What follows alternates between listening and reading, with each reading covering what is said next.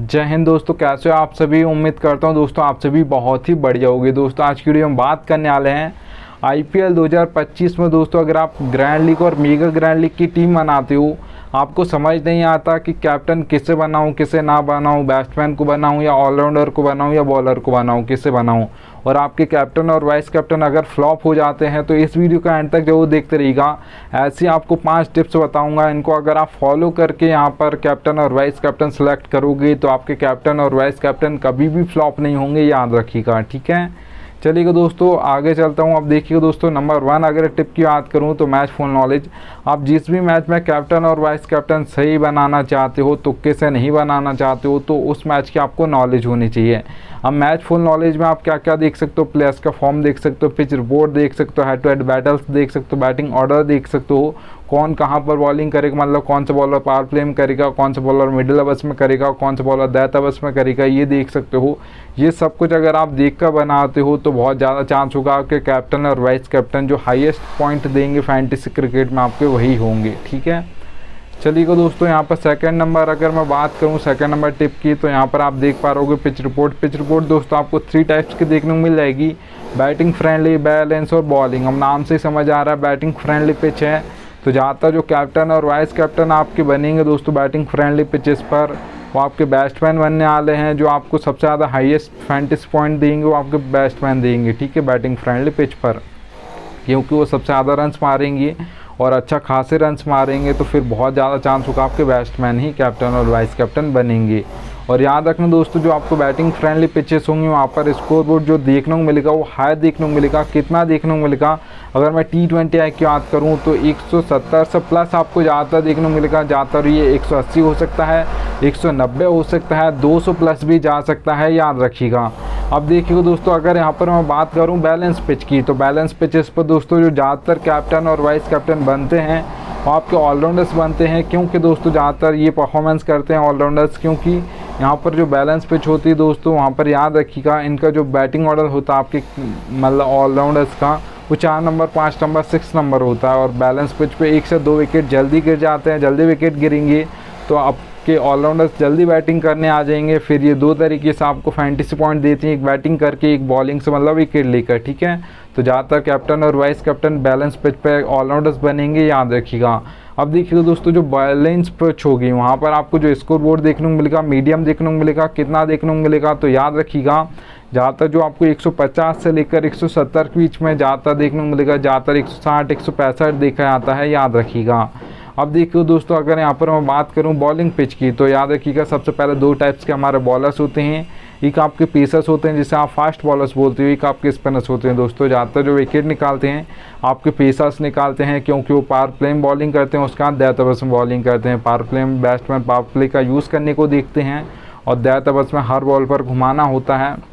आपके death overs में fast bowlers ही ज़्यादातर बॉलिंग करते हैं। ठीक है, और जो सबसे ज़्यादा हैट्रिक्स ली जाते हैं वो पेसर्स लेते हैं, क्योंकि वही डेथ ओवर्स में बॉलिंग करते हैं।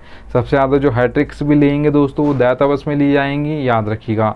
मिडिल ओवर्स में दोस्तों जो आपके स्पिनर्स बॉलिंग करते हैं वहाँ पर मतलब कोई भी बल्लेबाज होता है वो सिंगल डबल लेता है, एक चौका मारेगा, 9 से 10 रन लेने की कोशिश करता है वो मिडिल ओवर्स में, ज़्यादातर हिट करने को नहीं देखता है, सिंगल डबल एक चौका निकालने की कोशिश करता है। ठीक है, अब देखिए दोस्तों, जो बॉलिंग पिचेस होंगी वहाँ पर आपको स्कोर बोर्ड लो देखने को मिलेगा। ज़्यादातर जो ड्रीम टीम में प्लेयर आएंगे और कैप्टन और वाइस कैप्टन आपके बनेंगे वो यहाँ पर पेसर्स बनेंगे, याद रखिएगा। अब मैं यहाँ पर बात करूँ T20 में कितना स्कोर बोर्ड आपको बॉलिंग पिचेस पर देखने को मिलेगा, तो याद रखिएगा 130 से लेकर 150 के बीच में आपको ज़्यादातर देखने को मिलेगा। ज़्यादातर 140 से 145 देखा जाता है, याद रखना।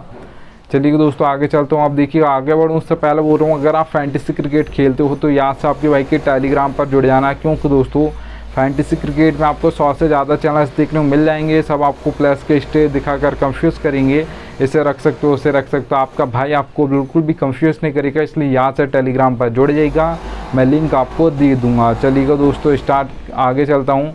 अब देखिए दोस्तों, 3rd नंबर बैटिंग ऑर्डर आपको एक एक प्लेयर का पता होना चाहिए, कौन किस नंबर पर बैटिंग करने आएगा। मैं मान लेता हूँ आप लाइनअप से ये तो पता कर लोगे कौन किस नंबर पर बैटिंग करने आएगा, पर ये आप फैंटेसी क्रिकेट में पता नहीं कर पाओगे कौन पावर प्ले में बॉलिंग करेगा, कौन सा बॉलर मिडिल ओवर्स में करेगा, कौन सा बॉलर डेथ ओवर्स में करेगा और कितने ओवर करेगा। ठीक है, तो तो एक एक प्लेयर का बैटिंग ऑर्डर बताऊंगा, एक एक प्लेयर का पावर प्ले में कौन करेगा, मिडिल ओवर्स में कौन करेगा, कौन सा बॉलर डेथ ओवर्स में करेगा, एक एक प्लेयर का बताऊंगा। अब देखिए दोस्तों यहाँ पर अगर मैं बात करूँ तो एक एक नंबर, जैसे रोहित शर्मा के सामने 2 नंबर, विराट कोहली के सामने 3 नंबर, हार्दिक पांड्या के सामने 5 नंबर, तो ऐसे नंबर से आपको बैटिंग ऑर्डर समझा दूंगा। अब देखिए दोस्तों पी का मतलब पावर प्ले है, एम का मतलब मिडिल ओवर्स है, डी का मतलब डेथ ओवर्स है, ठीक है। अब देखिए दोस्तों हार्दिक पांड्या यहाँ पर आपके ऑलराउंडर हैं। अगर आज के मैच में मान लेता हूँ वो 2 ओवर ही डालेंगे तो फिर वो पावर प्ले में 1 ओवर डालेंगे, मिडिल में 1 ओवर डालेंगे। अगर हार्दिक पांड्या आज के मैच में 4 ओवर पूरे करने वाले अपने, तो याद रखिएगा फिर वो पावर प्ले में 1 ओवर डालेंगे, मिडिल में 2 ओवर डालेंगे, डेथ में 1 आध ओवर कभी कभार लेकर आते हैं, नहीं तो ज़्यादातर डेथ ओवर्स में नहीं बॉलिंग करते हैं, याद रखिएगा।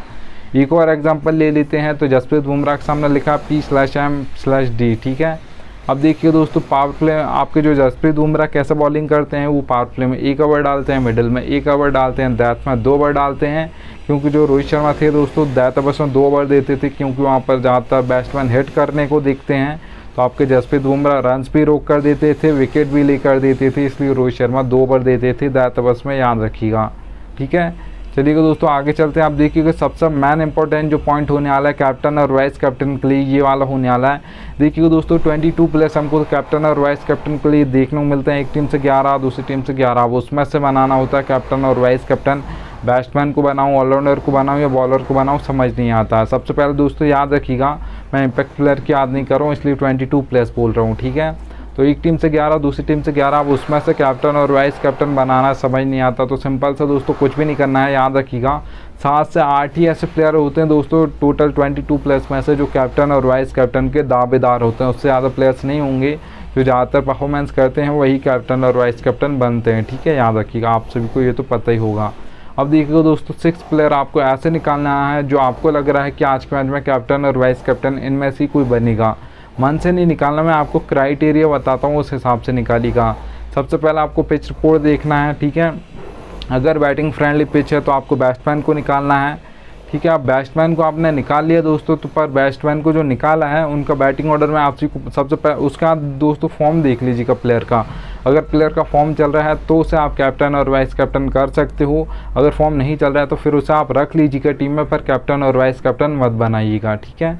अब देखिए दोस्तों जो आपने बैट्समैन निकाला है, आप कैप्टन को बनाना चाहते हो बैट्समैन को, तो 1 2 3 इस नंबर का बैटिंग ऑर्डर होना चाहिए बैट्समैन का, क्योंकि 1 2 3 इनके पास बहुत ज़्यादा बॉल्स होती हैं। अगर बैट्समैन सेट हो जाएगा तो अच्छे खास से फैंटेसी पॉइंट देकर जाएगा, फिर बहुत कम चांस होगा इससे ज़्यादा फैंटेसी पॉइंट कोई दूसरा प्लेयर देकर जाए, ठीक है।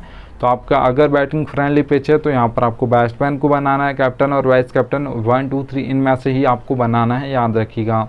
अब देखिए दोस्तों अगर आप कैप्टन और वाइस कैप्टन बैलेंस पिच पे बनाना चाहते हो, बैलेंस पिच है आपकी, तो ऑलराउंडर्स को बनाना है। और ऑलराउंडर्स में भी दोस्तों याद रखिएगा प्लेयर का फॉर्म देखना है, पिच रिपोर्ट देखनी है। उसका आप देखिएगा दोस्तों आप कैप्टन और वाइस कैप्टन ऑलराउंडर को बना रहे हो तो 5 या 6 नंबर उस ऑलराउंडर का बैटिंग ऑर्डर होना चाहिए। 5 या 6 मतलब लास्ट होना चाहिए, ऊपर आया अगर ऑलराउंडर 3 नंबर 4 नंबर पे आए तो चल जाएगा, पर 5 या 6 नंबर से नीचे नहीं आना चाहिए। ऐसा नहीं कि 7 नंबर 8 नंबर पर बैटिंग करने आएगा ऑलराउंडर, ऐसा नहीं चलेगा, ठीक है। और याद रखिए दोस्तों कैप्टन और वाइस कैप्टन ऑलराउंडर को बना रहे हो तो ऐसा भी नहीं चलेगा कि 4 ओवर ना डालता हो आपका ऑलराउंडर, ऐसा नहीं कि 1 या 2 ओवर डालेगा ऑलराउंडर है तो नहीं, 4 ओवर डालता हो। और उसके बाद आपका जो बैटिंग ऑर्डर है उसका है 5 या 6 लास्ट होने चाहिए, ऊपर चलेगा नीचे नहीं चलेगा, ठीक है। अगर आप ऑलराउंडर को कैप्टन और वाइस कैप्टन बनाना चाहते हो, बैलेंस पिच पे आपको बनाना है, प्लेयर का फॉर्म तीनों में देखना है, बॉलर्स में भी देखना है, ऑलराउंडर्स में भी और बैट्समैन में भी।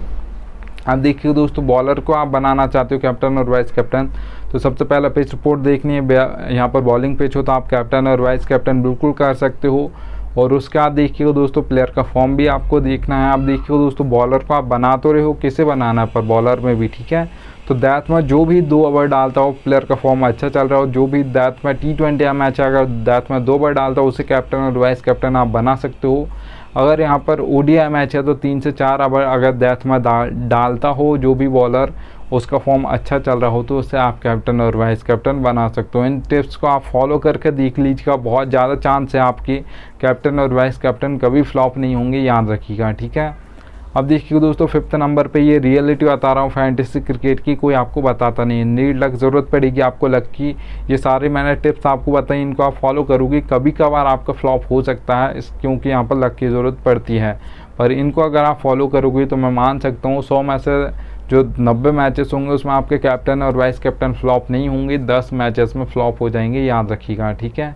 अब देखिए दोस्तों, नीड लक ज़रूरत पड़ेगी आपको। लक की कोई भी कॉन्टेस्ट आप खेलते हो, head to head, small league, grand league, mega grand league, तो हेड टू हेड कॉन्टेस्ट खेलते हो जिसमें सिर्फ 2 मेंबर्स होते हैं, एक मैं हूँगा एक आप होगे, तो वहाँ पर दोस्तों 10% लक की ज़रूरत पड़ेगी, 90% आपकी नॉलेज चलेगी। अच्छी खासी आपको फैंटेसी क्रिकेट की नॉलेज है तो आप यहाँ पर head to head contest easily जीत जाओगे, याद रखिएगा। आप देखिएगा दोस्तों, स्मॉल लीग कॉन्टेस्ट की अगर मैं बात करूँ 3 से 4 मेंबर कॉन्टेस्ट की, हम मेंबर्स बढ़ गए हैं तो लक परसेंटेज भी आपका बढ़ जाएगा, यहाँ पर 10 से 20% हो जाएगा, 80% यहाँ पर भी आपकी नॉलेज चलेगी। अच्छी खासी आपकी नॉलेज है फैंटेसी क्रिकेट की, तो आप स्मॉल लीग कॉन्टेस्ट भी जीत जाओगे, याद रखिएगा।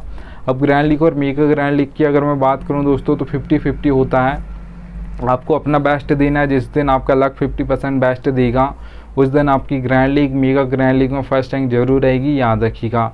अगर आप ये सोचते हो कि 100% लक चलता है, नॉलेज बिल्कुल नहीं चलती है, तो ज़्यादातर मैच उठाकर आप देखिएगा 100 मैच में से आप मान सकते हो 90 मैचेस में जो टीम फर्स्ट आएगी 1 2 3 4 5 6 नंबर्स की टीम ज़्यादातर फर्स्ट आती हैं।